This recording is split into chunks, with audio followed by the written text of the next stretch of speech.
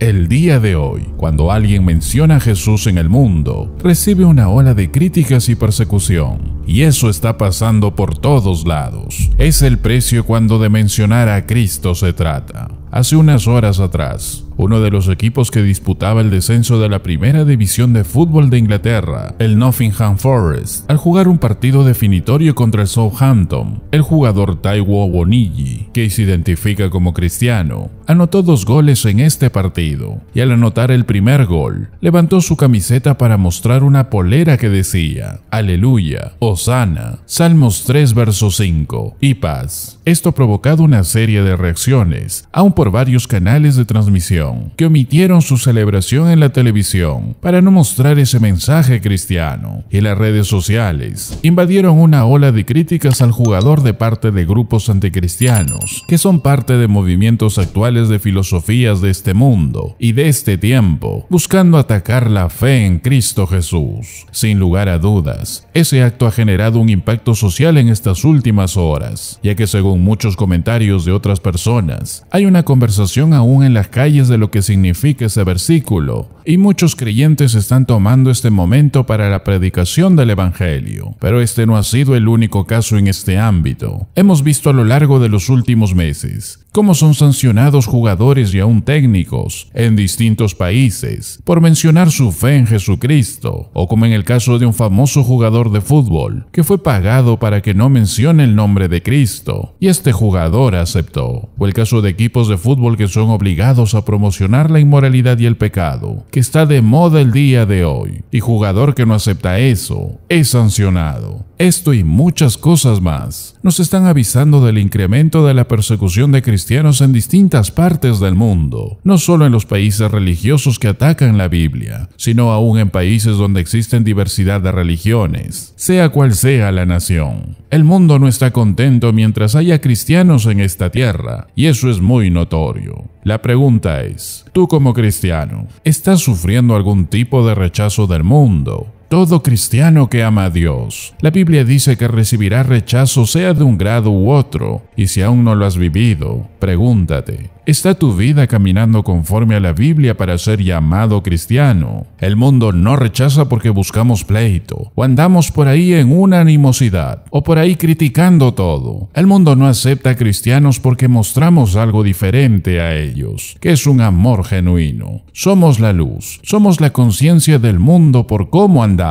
Juan 15:19 nos dice la verdad de su palabra: si fuerais del mundo, el mundo amaría lo suyo, pero porque no sois del mundo, antes yo os elegí del mundo, por eso el mundo os aborrece. Si a mí me han perseguido, también a vosotros os perseguirán. Si han guardado mi palabra, también guardarán la vuestra. La palabra aborrecer es usada de manera repetida en este pasaje. El Señor prometió persecución, que en el nombre de Cristo serán aborrecidos por el mundo. Esto inició con el odio hacia Jesucristo mismo, y no pasó mucho para que se transfiriera a sus seguidores. Cuando la iglesia nació, luego de que Pedro predicó un sermón, en el libro de los Hechos 3, los apóstoles fueron arrestados y encarcelados por la autoridad judía. En el capítulo 5, son encarcelados de nuevo. En el capítulo 7, Esteban es apedreado hasta ser eliminado, después de un juicio falso ante la corte alta judía. En el capítulo 8, la persecución general se desata en contra de todos los creyentes, dirigida por un hombre llamado Saulo. Para el capítulo 12, el primer apóstol es eliminado. En el mismo capítulo, Herodes encarcela a Pedro, pero el apóstol fue liberado por un ángel. Y la persecución continuó y continuó, para que supiéramos a partir de la historia que todos los apóstoles fueron martirizados, excepto por Juan, que fue exiliado a Patmos. Incluso Pablo, inmediatamente después de su conversión, enfrenta amenazas y persecución por parte de los religiosos de Israel en Damasco. Su vida estuvo al filo de la muerte diariamente, a partir de los complots de los de Israel y los enemigos de la cruz entre los gentiles. Después de los religiosos de Israel, los romanos continuaron con esa persecución, esencialmente por casi 300 años. Los cristianos nunca se absorbían por el mundo, no se integraban jamás a las costumbres del mundo, no se mezclaban jamás con el mundo, existieron en aislamiento total del sistema secular, y por eso lo afectaron, y por eso no los querían, y por eso jamás van a querer al verdadero cristiano. Y la pregunta es, ¿lo estás haciendo o has sido amoldado al mundo? A principios del siglo II,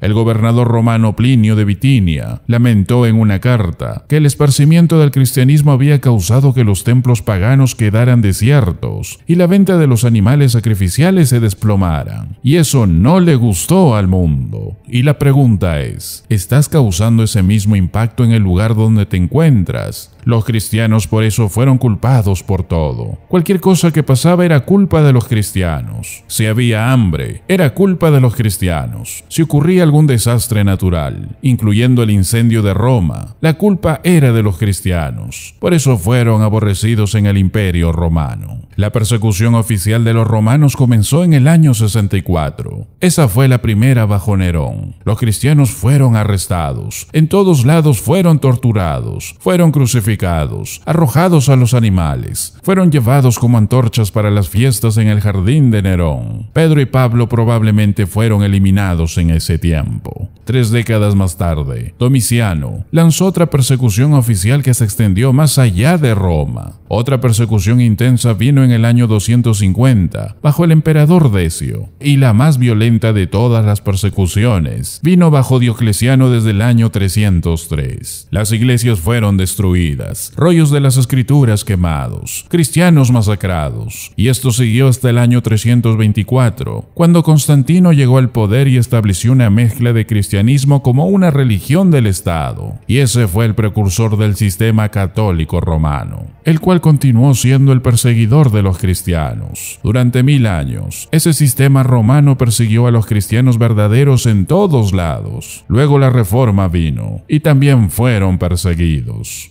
Jesucristo dijo que todo eso pasaría, y eso es exactamente lo que sucedió. Y el Señor dijo todo esto en la noche antes de su muerte, conforme caminó al huerto de Getsemaní, en donde Él sería arrestado, y Él mismo sería ejecutado al día siguiente, y donde comenzaría la hostilidad que todavía se lleva a cabo, aún el día de hoy. Y todo esto porque cuando nos convertimos en cristianos, nuestra relación con el mundo cambia. Ya no somos del mundo, no nos deleitamos en las cosas del mundo, no somos distraídos por las cosas del mundo. Gálatas 6:14 nos dice la Biblia, pero lejos esté de mí gloriarme, sino en la cruz de nuestro Señor Jesucristo, por quien el mundo me es crucificado a mí, y yo al mundo.